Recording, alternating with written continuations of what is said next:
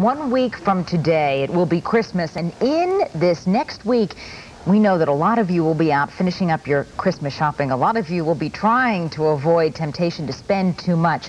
Please welcome Dr. Audrey Guskey, and she is a professor of marketing at Duquesne University, and she knows all the strategies that the stores are using to try to lure consumers in, and yet at the same time, we're all worried about where the economy is going and how to be money-wise in this time especially.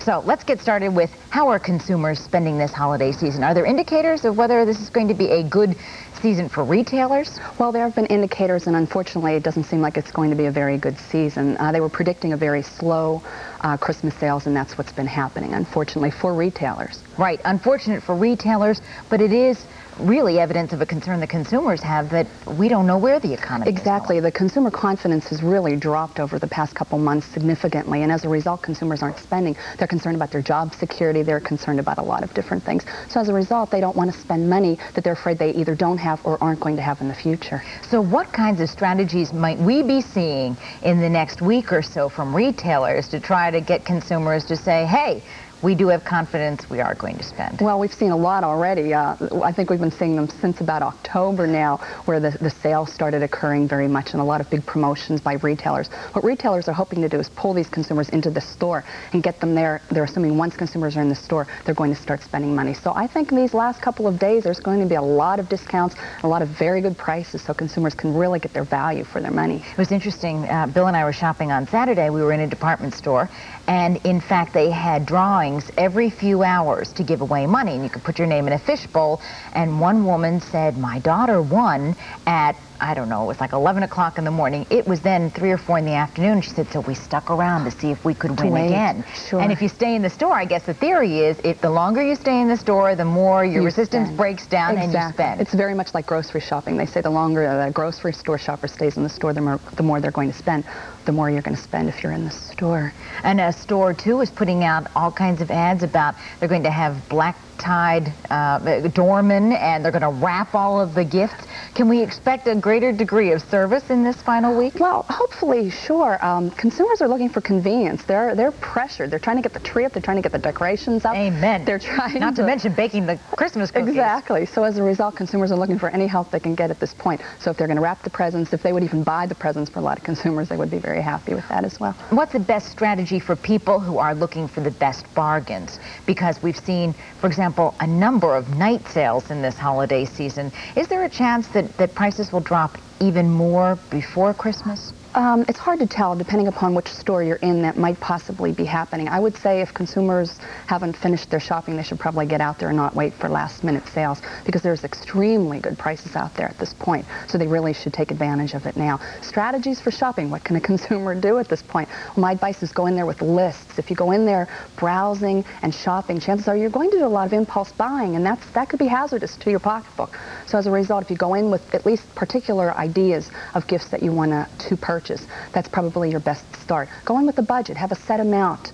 of items and a set amount of money that you actually want to spend. That's probably good advice. It's not that consumers aren't spending. They're spending. They're spending a lot of money out there, but they're not just spending as much as retailers really want. Consumers are still buying gifts, but they're not spending as much per gift as they normally would have. So if you bought a sweater or a shirt for your brother last year for $30, this year you might spend $20 or $25. So it seems that there's still a lot of purchasing out there, but they're just cutting back on the amount of money they're actually spending. I've been reading articles lately of retailers complaining that now consumers have become so accustomed to sales that they won't buy unless it is on sale. Which is really frightening for retailers. You can almost call us Pavlov's dogs, because we're out there, we're conditioned to actually buy things that are on sale. And if it's not on sale, we'll wait for the sale. So as a result, retailers have really hurt themselves because of this, because consumers won't buy full price. They won't pay full price for anything.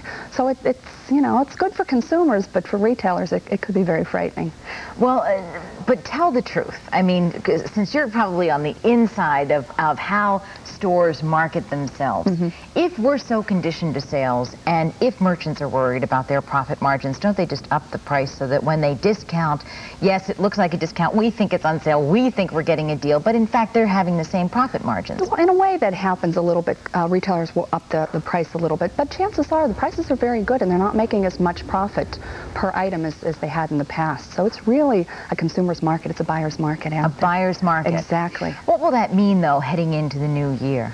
Well, it is of concern, as President Bush got on the air last night and now finally admitted that there are problems in the economy and there's a recession.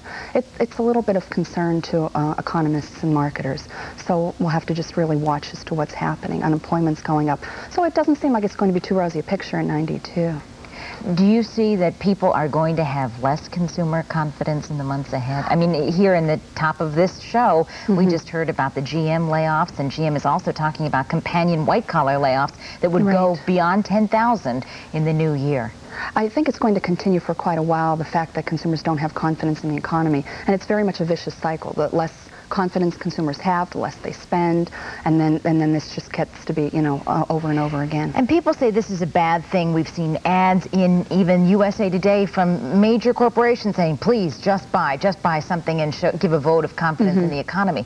But on the other hand, how is a consumer to balance that with the stress to save? That we didn't save in the 80s, that we were reckless with spending, we were bad, the Japanese save lots of money, we don't save money. Now, if people are taking a long, hard look at their spending practices and they are saving, well, what's so bad about that? That's true. That's a very good point. We were yelled at because we weren't spending, or you know, we were spending too much, and now you know, they're complaining because we're not spending enough.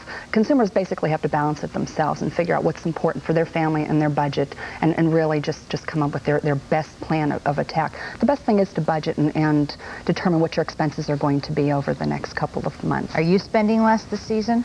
Well, to be honest with you, I haven't started on Christmas shopping yet. Oh, wait a minute. Stop the presses. You haven't started shopping? No. Now, is that because you're waiting for the sales, or is it because you're a professor and you're just trying to get through with your academic work? That's about it. My last final is tonight, so I usually don't start the shopping until after the final's graded and turned in. It's more exciting that way. I enjoy shopping at the last minute. Merchants, take a long, hard look at her face. She's going to be on your doorstep. Thank you, Dr. Federich, for joining us. Merry Christmas to you in advance. Merry Christmas to you, too. Thank you. We're going to take a break, and we're coming right back. We have still more news ahead and lots more, too, including some decorating tips.